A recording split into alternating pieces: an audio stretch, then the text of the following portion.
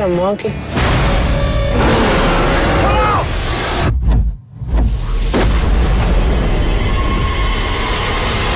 In a 1, 2, 3 list, can you tell me how to make a movie in a complicated location like this?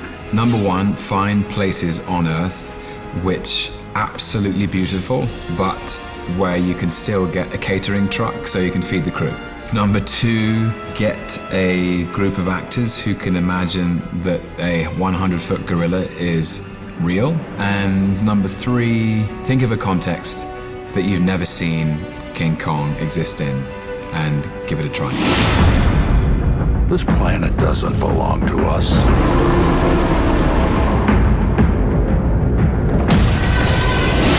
Why do you think we as an audience love monsters movies? I think we're still, as children, we're fascinated by nature, and I think that we never grow out of that. And monster movies are just, it takes that fascination with the natural world and enlarges it. Human beings live cocooned in a very safe kind of technological environment. We've got electricity and air travel and computers and all, clean water, you know, all kinds of things. But we're still fascinated by what might happen if we were airdropped back into the wilderness, and how long we would last, essentially, because we've taken ourselves out of the food chain, and monster movies put us back into the food chain, and it's not near the top. It's time to show that man is dead.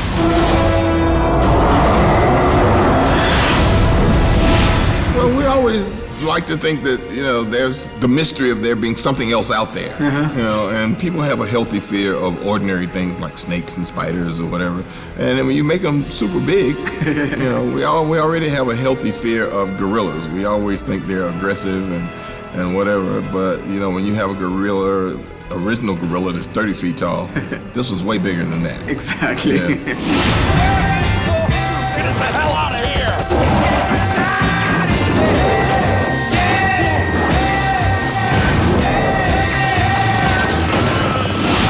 One of the sequences I really enjoyed was the beginning, big action sequence. So, made a sequence like that, how tricky it is, how complex, how many days. We did our parts, you know, kind of relatively quickly, easily hanging inside the studio against a green screen.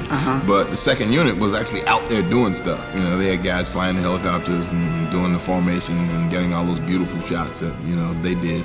Imagining crashing in a helicopter, you know, or me hanging outside of a helicopter seeing Kong for the first time. The sensation the first time that you saw the complete sequence, how was? I was impressed, you know, with how it all worked out.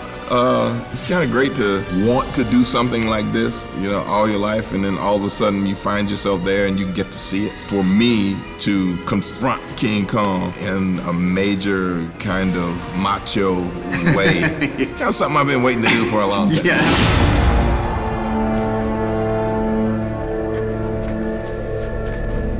Yeah, you smell that? That's death.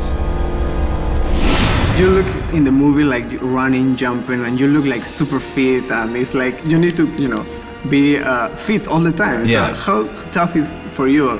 It's happened that I want to eat a pizza, but I cannot eat it because I need to. Let me tell you something. Okay.